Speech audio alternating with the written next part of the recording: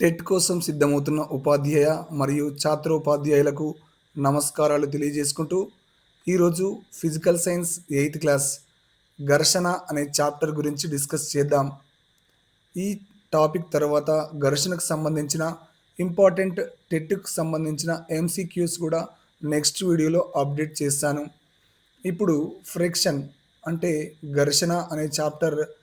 ఘర్షణ అనగానేమి? ఘర్షణ దేని మీద డిపెండ్ అవుతుంది? ఘర్షణ మంచిదా? చెడా? ఈ విషయాల గురించి ఈ చాప్టర్‌లో మనం తెలుసుకుందాం. మొదట ఫ్రిక్షన్ అంటే ఏమిటి? ఇక్కడ ఫ్రిక్షన్ అంటే ఏమిటో తెలుసుకుందాం. 2 సర్ఫేసెస్ ఒకదానితో ఒకటి కాంటాక్ట్‌లో ఉన్నప్పుడు వాటి మధ్య రిలేటివ్ మోషన్‌కు ప్రతిఘటించే ఫోర్స్‌ను ఫ్రిక్షన్ అంటాం. అంటే 2 వస్తువులు ఒకదానికొకటి టచ్‌లో ఉన్నప్పుడు వాటి మధ్య ఆ ఫోర్స్‌ను అపోజ్ చేసే ఫోర్స్‌నే మనం ఫ్రిక్షన్ అంటాం. అంటే 2 వస్తువుల మధ్య జారేటప్పుడు వాటి యొక్క గమనాన్ని నిరోధించే ఆ ఫోర్స్‌నే మనం ఫ్రిక్షన్ అంటాం. ఇది ఎల్లప్పుడూ ఆపోజిట్ డైరెక్షన్‌లో పనిచేస్తుంది. ఫ్రిక్షన్ అనేది కాంటాక్ట్ ఫోర్స్‌కి ఎగ్జాంపుల్. నెక్స్ట్ ఇక్కడ అసలు ఫ్రిక్షన్ ఎందుకొస్తుంది? ఫ్రిక్షన్ కారణాలేమిటి? ఉపరితలాలపై ఇర్రెగ్యులారిటీస్ అంటే ఘాట్లు ఉండడం వల్ల ఫ్రిక్షన్ వస్తుంది. 2 సర్ఫేసెస్ ఒకదానితో ఒకటి ఇంటర్లాక్ అవ్వడం వల్ల కూడా ఘర్షణ వస్తుంది. నెక్స్ట్ హార్డ్ సర్ఫేసెస్ మృదువైన వాటిని స్క్రాచ్ చేయడం వల్ల వస్తుంది. స్మూత్‌గా కనిపించే సర్ఫేసెస్ కూడా అవి ఫ్రిక్షన్‌ను కలుగజేస్తాయి. కారణం వాటి లోపల మైక్రోస్కోపిక్ లెవెల్‌లో రఫ్ సర్ఫేస్ ఉంటుంది. Next characteristics of friction. Friction యొక్క క్యారెక్టరిస్టిక్స్ ఏంది? ఫ్రిక్షన్ మోషన్‌ని అపోజ్ చేస్తుంది. ఇది సర్ఫేస్ రఫ్‌నెస్ మీద ఆధారపడి ఉంటుంది. ఇది ఎప్పుడూ ఆపోజిట్ డైరెక్షన్‌లో పనిచేస్తుంది. ఫ్రిక్షన్ వల్ల హీట్ ప్రొడ్యూస్ అవుతుంది.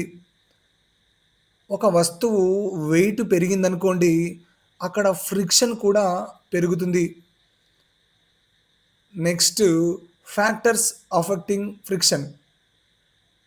అంటే ఏ ఏ కారణాల వల్ల ఫ్రిక్షన్ అనేది ఎఫెక్ట్ అవుతుంది? ఒకటి, సర్ఫేస్ రఫ్‌నెస్ ఉన్నట్లయితే ఫ్రిక్షన్ వస్తుంది. అంటే ఘాట్లు ఎక్కువ ఉంటే ఫ్రిక్షన్ ఎక్కువ అవుతుంది. రెండవది normal force or pressing force. ఇక్కడ 2 సర్ఫేసెస్‌ను బలంగా ప్రెస్ చేసి అంటే గట్టిగా ప్రెస్ చేసినట్లయితే వాటి మధ్య ఫ్రిక్షన్ పెరుగుతుంది. Next nature of surfaces. ఆ సర్ఫేస్ యొక్క నేచర్ మీద కూడా డిపెండ్ అవుతుంది. సాఫ్ట్, హార్డ్ ఉందనుకోండి, హార్డ్ దానికి ఫ్రిక్షన్ ఎక్కువ ఉంటుంది. సాఫ్ట్ దానికి ఫ్రిక్షన్ తక్కువ ఉంటుంది. Next polished versus rough. Rough ఉందనుకోండి సర్ఫేస్, అక్కడ ఫ్రిక్షన్ ఎక్కువ. అదే పాలిష్డ్ ఉందనుకోండి ఫ్రిక్షన్ తక్కువ. యాక్చువల్లీ ఫ్రిక్షన్ అవసరమా? ఫ్రిక్షన్ అనేది నెసెసరీ ఏవిల్ అంటాం. అంటే ఇది మనకు అవసరం, కానీ ఇది మనకు కొన్నిసార్లు డేంజర్, హార్మ్ఫుల్. ఫ్రిక్షన్ మనకు ఒక ఫ్రెండ్ లాంటిది. అండ్ ఫోయ్ అంటే ఇట్ ఈస్ హార్మ్ఫుల్. మరి ఫ్రెండ్ అంటే మనకు ఫ్రిక్షన్ మనకు ఉపయోగపడితే అది ఫ్రెండ్ లాంటిది అంటాం. ఫ్రిక్షన్ మనకు అవసరం లేకుండా అంటే దానివల్ల నష్టం జరిగినట్లయితే దాన్ని హార్మ్ఫుల్ అంటాం, ఫోయ్ అంటాం. ఫ్రెండ్ ఎప్పుడు మనకు ఫ్రిక్షన్ అవసరం? కంపల్సరీ మనకు ఫ్రిక్షన్ కావాలి. అంటే మనం నడుస్తున్నాం భూమి మీద. భూమి మీద నడవాలన్నా, నిలబడాలన్నా కంపల్సరీ మనకు ఫ్రిక్షన్ కావాలి. ఇప్పుడు పేపర్ మీద మనం పెన్ను యూజ్ చేసి రాయాలన్నా, పొద్దున బ్రష్ చేయాలన్నా, తల దువ్వుకోవాలన్నా ఇవన్నిటికీ ఫ్రిక్షన్ అవసరం. అంటే ఫ్రిక్షన్ ఈజ్ ఎసెన్షియల్. ఇప్పుడు మనము బైక్ మీద వెళ్తున్నాం. బైక్ రోడ్డు మీద నడవాలన్నా కంపల్సరీ అక్కడ ఫ్రిక్షన్ కావాలి. మరి ఎక్కడెక్కడ ఫ్రిక్షన్ మనకు అవసరం లేదు? ఏ టైంలో ఫ్రిక్షన్ మనకు హార్మ్ఫుల్ అంటే ఇప్పుడు ఎవ్రీ వెహికల్ పెద్ద పెద్ద వాహనాలు నడుస్తున్నాయి. ఆ నడుస్తున్న క్రమంలో ఆ ఇంజిన్ తిరగాలంటే లోపల ఉన్న పార్ట్స్ తిరగాలంటే అక్కడ కంపల్సరీ ఒకదానికొకటి రాపిడి జరగడం వల్ల హీట్ జనరేట్ అవుతుంది. అక్కడ ఫ్రిక్షన్ వల్ల డేంజర్, ఎనర్జీ వేస్టేజ్ అవుతుంది. అక్కడ ఏం చేస్తున్నాం మనం? ఒకదానికొకటి తాకకుండా మనం లూబ్రికెంట్స్ యూజ్ చేస్తున్నాం, ఇంజిన్ ఆయిల్ యూజ్ చేస్తున్నాం. Next wear and tear machines, tyres, shoes వీటి వల్ల గూడా మనకు కొంచెం హార్మ్‌ఫుల్ అయితుంది. ఇవి ఫ్రిక్షన్ ఇక్కడ మనకు దీంతోని మెషిన్స్, టైర్స్, షూ ఇక్కడ మనకు ఫ్రిక్షన్ ఎక్కువ అవ్వడం వల్ల ఇబ్బందవుతుంది. నెక్స్ట్ మోషన్ అపోజ్ వల్ల కూడా ఎఫిషియన్సీ తగ్గుతుంది. ఇప్పుడు మోషన్‌ను అపోజ్ చేస్తుంది ఫ్రిక్షన్ అనేది. దానివల్ల ఏమైతుంది? మనం చేసేది ఈజీగా చేయలేకపోవడం వల్ల ఎఫిషియన్సీ తగ్గుతుంది. అందుకే దీన్ని ఏమంటామంటే నెసెసరీ ఎవిల్ అంటారు. ఫ్రిక్షన్‌ని ఏమంటాం మనం? Necessary evil. Next how to increase friction. ఫ్రిక్షన్‌ని ఎట్లా ఇంక్రీజ్ చేయొచ్చు? అంటే మనకు ఫ్రెండ్ అన్నాం. ఫ్రెండ్ అంటే కంపల్సరీ మనకు ఫ్రిక్షన్ కావాలి. మరి ఫ్రిక్షన్‌ని ఎట్లా ఇంక్రీజ్ చేయొచ్చు? సర్ఫేసెస్ బలంగా ప్రెస్ చేయడం ద్వారా మనము ఈ ఫ్రిక్షన్‌ని ఇంక్రీజ్ చేయొచ్చు. ఉదాహరణకు మన బండి నడుస్తుంది. అక్కడ మనకు అవసరం బండిని ఆపాలనుకున్నామనుకోండి, బ్రేక్ వేసి అంటే బలంగా బ్రేక్‌ను ప్రెస్ చేయడం ద్వారా మనం అక్కడ టైర్‌తోని బండిని ఆపడం జరుగుతుంది. నెక్స్టు సర్ఫేస్‌ను రఫ్‌గా మార్చడం. Tyre treads, shoe sole patterns. మనము క్రికెటర్స్ వాళ్ళు బౌలింగ్ ఏసే క్రమంలో ఆ గ్రౌండ్ నున్నగా ఉండడం వల్ల జారిపడే అవకాశం ఎక్కువుంటుంది. అక్కడ షూకు వాళ్ళు సోల్ ప్యాటర్న్ ఎత్తుగా ఉండడం వల్ల ఏమవుతుంది, ఆ బౌలర్ అనేది పర్సన్ బౌలింగ్ ఈజీగా వేయడానికి ఉపయోగపడుతుంది. Next sports cars, sports bikes ఇక్కడ టైర్ థ్రెడ్స్ పొడగ్గా ఉంటాయి. పొడవుగా ఉండడం వల్ల ఏమవుతుంది, ఆ బైక్ అనేది స్కిడ్ కాకుండా ఉంటుంది. అంటే ఇక్కడ ఫ్రిక్షన్ అవసరం కంపల్సరీ. బైక్ స్కిడ్ కావద్దంటే ఫ్రిక్షన్ ఉండాల. నెక్స్ట్ చాక్ వాడి బోర్డు మీద రాయాలి. మనం లెసన్ చెప్పేటప్పుడు చాక్ వాడాలి. మన చేతితో ఏదైనా పట్టుకోవాలి. కంపల్సరీ మనకు ఫ్రిక్షన్ కావాలి. మరి కొన్నిసార్లు ఫ్రిక్షన్ వద్దు. అసలు ఈ ఫ్రిక్షన్ ఎందుకుందిరా బాబు అనిపిస్తుంది కొన్నిసార్లు. ఎక్కడెక్కడ అలా అనిపిస్తుంది. మనకు ఆ ఫ్రిక్షన్ వద్దు అన్నప్పుడు మనం ఏం చేయాలి? ఏం చేస్తే ఫ్రిక్షన్ తగ్గుతుంది? అంటే సర్ఫేస్‌ను స్మూత్‌గా చేయాలి. స్మూత్‌గా చేయాలంటే సర్ఫేస్‌కు పాలిష్ వేయాలి.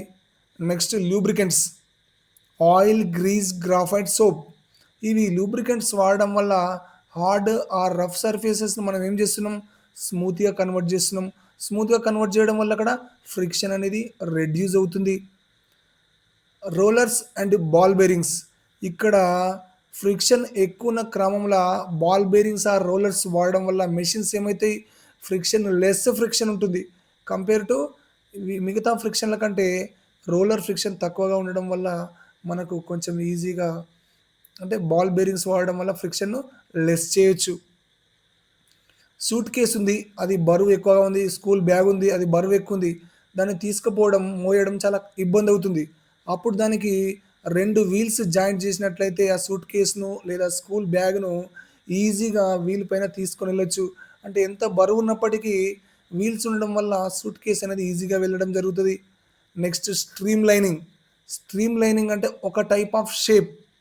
మీరెప్పుడన్నా ఏరోప్లేన్ అబ్జర్వ్ చేసినట్లయితే ముందు మనకు స్మూత్‌గా ఉంటూ తర్వాత పోయే కొద్దీ షేప్ సైజ్ అనేది పెరుగుతుంది. ఫిష్, బర్డ్స్, ఏరోప్లేన్స్ ఇవన్నీ సేమ్ టైప్ ఆఫ్ స్ట్రీమ్ లైనింగ్‌ని కలిగి ఉంటాయి. ఎందుకంటే వేటిని మనం ఫ్లూయిడ్స్ అంటాం? Liquids and gases are called as fluids. ఈ ఫ్లూయిడ్స్ ఫ్రిక్షన్‌ని కలిగిస్తాయి. ఎప్పుడైతే పక్షులు గాల్లో ఎగురుతున్నాయి, అక్కడ వాటికి ఈ ఫ్లూయిడ్ ఫ్రిక్షన్ ఉండడం వల్ల అవి ఎగరలేకపోతుంటాయి. ఒక స్పెసిఫిక్ షేప్ ఉండడం వల్ల ఈజీగా ఎగరగలుగుతున్నాయి. ఏరోప్లేన్ అనేది గాలిలో స్పీడ్‌గా వెళ్తుంది. వెళ్ళడానికి కారణం దాని యొక్క స్మూతీ సర్ఫేస్ ఒక టైప్ ఆఫ్ షేప్. నెక్స్ట్ వాటర్‌లో ఫిష్ మూవ్ అవ్వడానికి దాని యొక్క షేప్ అంటే ఎక్కువ ఫ్రిక్షన్ ఉన్న దాన్ని తగ్గించడానికి ఫిష్ యొక్క పుట్టుక నిర్మాణం అనేది లెస్ ఫ్రిక్షన్ ఉండడానికి నిర్మించబడుతుంది.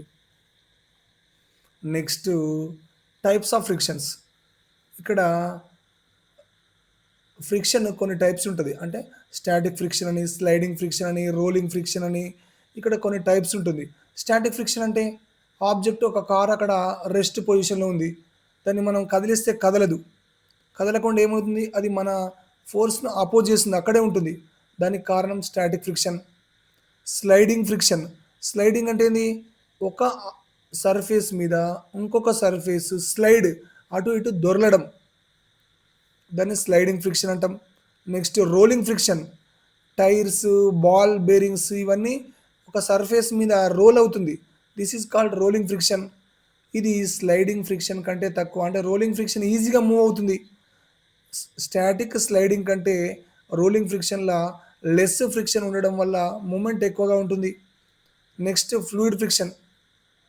ఇంతకుముందు డిస్కస్ చేసినట్లు ఎయిర్, వాటర్‌లో ఈ లిక్విడ్స్‌ను అపోజ్ చేసే రెస్టెంటే fluid friction. Order of resistance ఇది ఇంపార్టెంట్. ఆర్డర్ ఆఫ్ ఫ్రిక్షన్ అడుగుతాడు. Static friction, sliding friction, rolling ఫ్రిక్షన్‌లో ఏ ఫ్రిక్షన్ ఎక్కువుంటది? ఏ ఫ్రిక్షన్ తక్కువుంటది? అంటే స్టాటిక్ ఫ్రిక్షన్ స్లైడింగ్, రోలింగ్ కంటే ఎక్కువుంటది. అంటే మాక్సిమం ఫ్రిక్షన్ ఎక్కడుంటది? స్టాటిక్‌లో. మినిమమ్ ఫ్రిక్షన్ ఎక్కడుంటది? Rolling friction is the minimum. Minimum friction. Next effects of friction. Friction వల్ల ఏం ఎఫెక్ట్స్ ఉంటాయి? ఇక్కడ ఫ్రిక్షన్ వల్ల హీట్ జనరేట్ అవుతది. మెషిన్స్, టైర్స్, షూస్ ఇవి వేర్ అండ్ టియర్ అవుతాయి. నెక్స్ట్ మూవింగ్ ఆబ్జెక్ట్స్ ఇవి స్లో అయితాయి, ఆగిపోతాయి. అంటే ఈ ఫ్రిక్షన్ వల్ల హీట్ జనరేట్ అయితది. మెషిన్‌లు, టైర్‌లు ఇవి కొంచెం మనకు అరిగిపోయే, టైర్స్ ఏమో అరిగిపోతాయి. మెషిన్స్ ఏమో పాడైతాయి. Next advantages. ఫ్రిక్షన్ వల్ల మనకు ఏం అడ్వాంటేజ్ ఉంది? పెన్ పేపర్ మీద రాయడం ఆల్రెడీ డిస్కస్ చేసినాం మనం. ఫీట్ గ్రౌండ్ మధ్య మనం నిలబడగలుగుతున్నాం, నడవగలుగుతున్నాం. వెహికల్స్ రోడ్డు మీద జారిపోకుండా కదలగలుగుతున్నాయి. నెయిల్స్, స్క్రూస్, సర్ఫేస్ ఇవి మనం గోడలకు ఫిక్స్ చేయగలుగుతున్నాం. లేకపోతే ఇవన్నీ మనం చేయలేకపోతాం. అంటే ఫ్రిక్షన్ లెస్ ఊహించుకుంటే మనం చాలా నడవలేము, నిలబడలేము, మనం బ్రష్ చేయలేము, తల దువ్వుకోలేము. ఇవన్నీ ఫ్రిక్షన్ లేకపోతే ఇబ్బందులయ్యే అవకాశాలుంటాయి. What are the disadvantages of friction? Motion oppose చేస్తది. అంటే స్పీడ్ తగ్గుతది. హీట్ జనరేట్ అవుతది. ఎనర్జీ వేస్ట్ అయితది. Wear and tear. Machines, tyres, shoes ఇవి త్వరగా ఖరాబ్ అయిపోతాయి. సో, దీనివల్ల ఇబ్బందులొస్తాయి. మనకు ఫ్రిక్షన్ వల్ల ఈ ఇబ్బందులొస్తాయి. నెక్స్ట్ ఎగ్జామ్స్ కోసం కొన్ని హైయర్ ఆర్డర్ పాయింట్స్ ఉన్నాయి. ఫ్రిక్షన్ అనేది ఒక కాంటాక్ట్స్ ఫోర్స్. ఫ్రిక్షన్ వల్ల ఏమైతది? హీట్ జనరేట్ అయితది. ఫైర్ గూడా ఒస్తది. స్టోన్ రబ్బింగ్ మనం ఎప్పుడన్నా గతంలో పూర్వకాలంలో నిప్పును పుట్టించేందుకు ఏం చేసిండ్రు? స్టోన్‌ని ఒకదాని మీద ఒకటి రబ్ చేయడం వల్ల ఫైర్ వచ్చేది. నెక్స్ట్ లూబ్రికెంట్స్ ఇవి ఎందుకోసం వాడతాం మనం? ఫ్రిక్షన్ తగ్గించడానికి వాడతాం. ఎఫిషియన్సీ పెరుగుతది ఇవి వాడడం వల్ల. టైర్ థ్రెడ్స్ ఫ్రిక్షన్‌ని పెంచి యాక్సిడెంట్స్ కాకుండా ఆ టైర్స్ థ్రెడ్స్ యూజ్ చేస్తాం మనం. Next streamline shape. Fluid ఫ్రిక్షన్‌ను తగ్గించడానికి దీని స్ట్రీమ్ లైన్ షేప్‌ను మనం యూజ్ చేస్తాం. అంటే aeroplane shape, fish shape, bird shape ఇవన్నీ ఏమంటాం? స్ట్రీమ్ లైన్ షేప్ అంటాం. ఇది ఫ్రిక్షన్‌కి సంబంధించిన eighth class physical science second chapter. దీంట్లో మనం ఏం డిస్కస్ చేసినాం? ఫ్రిక్షన్. ఫ్రిక్షన్ అంటే ఏంది? ఫ్రిక్షన్ వల్ల లాభాలు, ఫ్రిక్షన్ వల్ల నష్టాలు, ఫ్రిక్షన్ లేకుండా ఉండాలంటే మనం ఏం చేయాలి? ఫ్రిక్షన్ ఉండాలంటే ఏం చేయాలనే వివరాల గురించి మనం డిస్కస్ చేసినాం. ఇది టెట్‌కి సంబంధించి చాలా ఇంపార్టెంట్ క్వెషన్. దీనిలో ఏ రకంగా క్వెషన్స్ అడిగే అవకాశం ఉంది అనేది నెక్స్ట్ వీడియోలో మనం చూద్దాం. మా వీడియోలు మీకు నచ్చినట్లయితే మీ ఫ్రెండ్స్‌కి సజెస్ట్ చేయండి. మా వీడియో మీద మీకేమన్నా చెప్పాలనుకుంటే కామెంట్స్ రూపంలో మాకు తెలియజేయండి. Thank you friends.